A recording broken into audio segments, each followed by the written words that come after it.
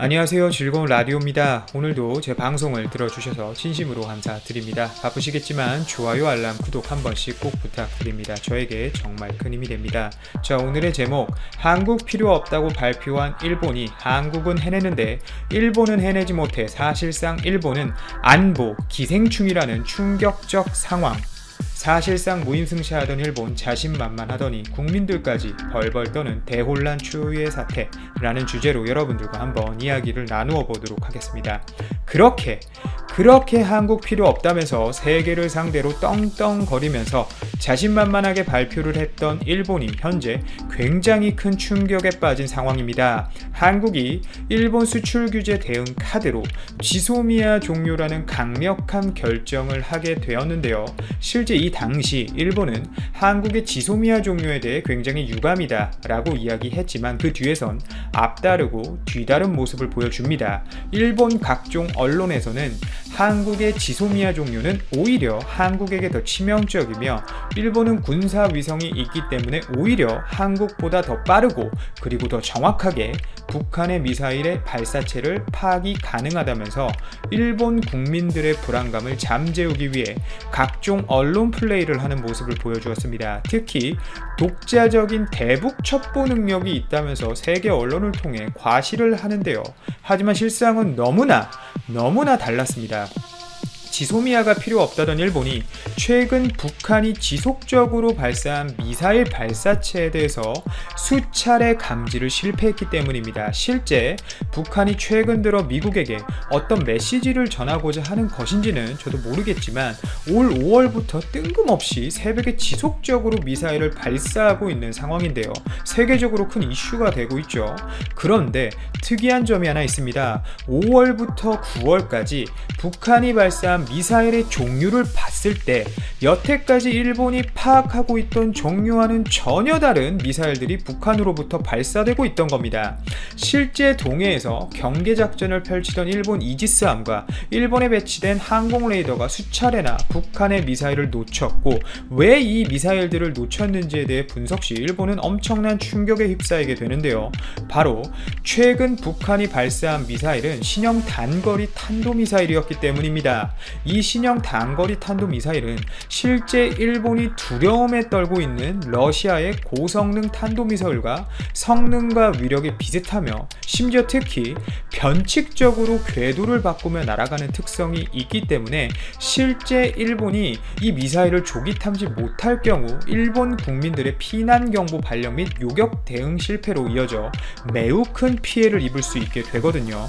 하지만 이에 반해 한국은 북한의 미사일 발사에 대해 탄도, 궤적 등을 정확하게 파악한 것으로 알려졌습니다. 특히 우리나라의 경우 바로 북한 옆에서 지면 추적을 하면서 실시간으로 미사일을 추적하는 방식을 활용하고 있어 정확도가 굉장히 높은데요.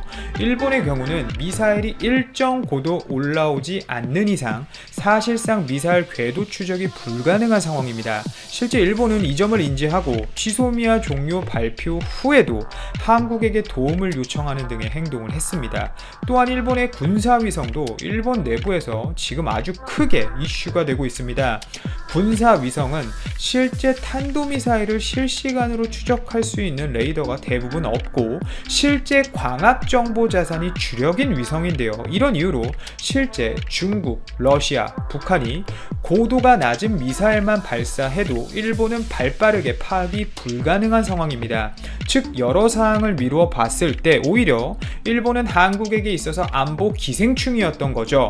결국 지소미아가 필요가 없다던 일본은 현재 한국이 없어 오히려 안보의 구멍이 크게 뚫린 상황이고 잘 알지도 못하는 경제 분야에서 수출 규제를 통해 한국을 자극하여 오히려 일본의 신뢰 하락과 일본 여행 보이콧 등으로 일본 지역 경제가 무너지는 등 최악의 시간을 보내고 있습니다. 최근 일본 국민들이 아베의 SNS에 직접적으로 욕까지 하고 있는 상황이라고 하는데요. 하루빨리 일본이 정신 차리길 바라고 미국의 중단거리 미사일이 일본에 꼭 배치되길 바라며 오늘 방송을 마치도록 하겠습니다. 감사합니다. 2013년 10월 한국이 3년 동안 공들였던 25조 원짜리 원전 사업권이 일본에게 넘어갔습니다.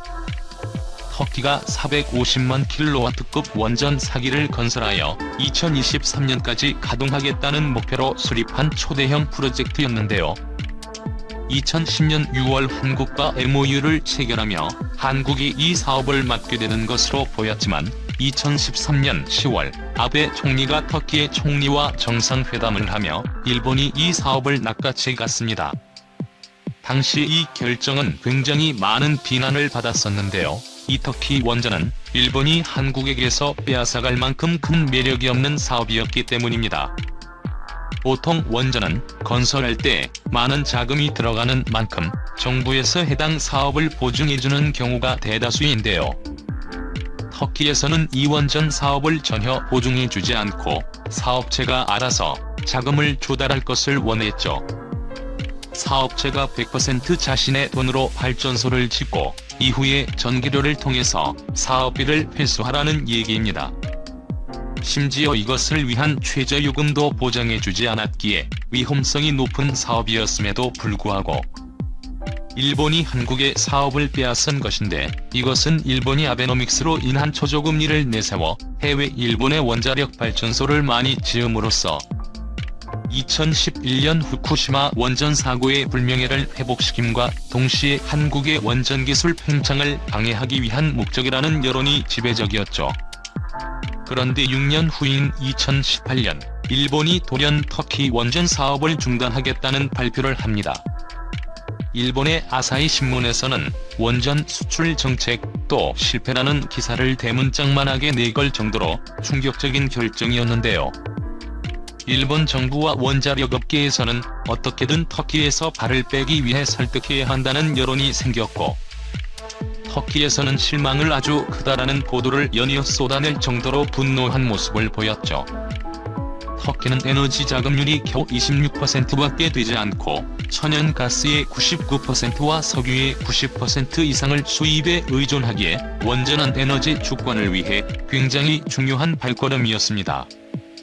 게다가 일본과 비슷한 시기에 터키의 원전을 수주한 러시아의 기업은 이미 공사를 진행하여 2023년 가동을 목표로 하고 있기 때문에 더더욱 일본에게 배신감을 느낄 수밖에 없는 상황이었죠. 이 사태를 일으킨 것에는 크게 두 가지 요인이 있었습니다. 첫째는 일본이 예상치 못했던 공사비의 증가 때문입니다. 프랑스의 EDF에서 유출된 기밀문서에 따르면 원자력 발전소 1기를 건설하는 데 드는 비용은 대한민국이 약 6조 원가량으로 전 세계에서 가장 저렴한 편입니다.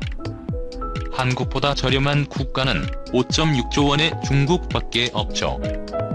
하지만 한국의 경우 미국을 제외한 국가 중 유일하게 원자력규제위원회 NRC로부터 설계의 인증을 받아냈고, 유럽에서 또한 사업자 요건을 인증받은 것에 비해 중국은 해외로부터 기술 인증을 받은 것이 하나도 없는 것을 감안한다면 한국은 전 세계에서 가장 낮은 비용으로 가장 높은 수준의 원자력 발전소를 지을 수 있는 능력을 가진 국가입니다.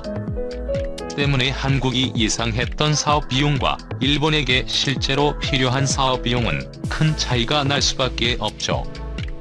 결과적으로 한국에서는 20조 원으로 내다봤던 터키 원전의 비용이 일본의 단가로는 무려 40조 원으로 불어나 버렸는데요.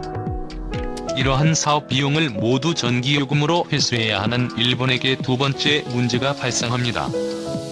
2013년 이후 천천히 떨어지던 터키 화폐의 가치가 2018년을 기점으로 폭락을 해버렸기 때문인데요.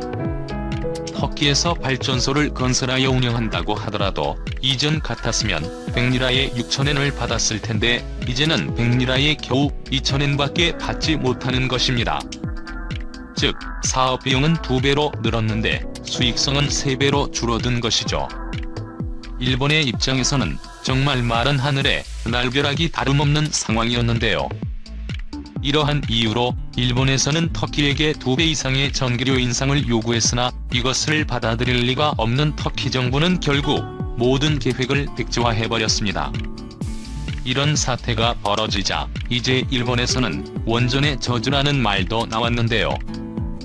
1990년대만 해도 전 세계를 호령하던 일본 원전의 명성이 2011년 후쿠시마 원전 사고 이후로 폭망해버리자 일본은 이것을 어떻게든 회복시키기 위해 무리하고 있었는데 그 모든 움직임이 전부 수포가 되고 있기 때문이죠. 2012년에는 리투아니아에서 일본의 원전 건설이 국민투표를 통해 취소되었고 2014년에는 타이완 원전 사업도 사실상 중단되었으며 2016년에는 베트남 원전 계획마저 백지화가 됐죠. 독일의 원전 개발업체를 1조 원에 인수하고 총 건설비 30조 원을 투자하여 영국의 원전을 짓고자 했던 계획도 수익성과 자금 조달의 문제로 실패하였습니다. 그러자 일본에서는 이제 극단적인 선택을 하기 시작했는데요. 후쿠시마 원전 사고 이후 자국 내에서는 원전 개발을 멈추는 방향이었으나 해외 수출길이 모두 막히자 다시 일본 본토로 돌아온 거죠. 지난 27일 일본에서는 2011년 동일본 대지진으로 큰 피해를 봤던 원전 중 하나인 미야게현의 오나가와 발전소 2호기를 재승인하기로 발표하였는데요.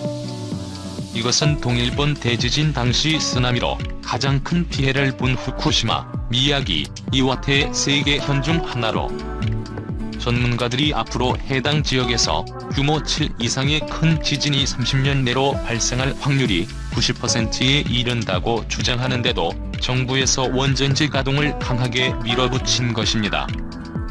현지 주민들마저 이것에 크게 반대하지 않는 분위기라서 방사능 오염에 대한 경계심을 무너뜨리려고 하는 일본 정부의 계략이 성과를 보였다는 평가도 받고 있죠.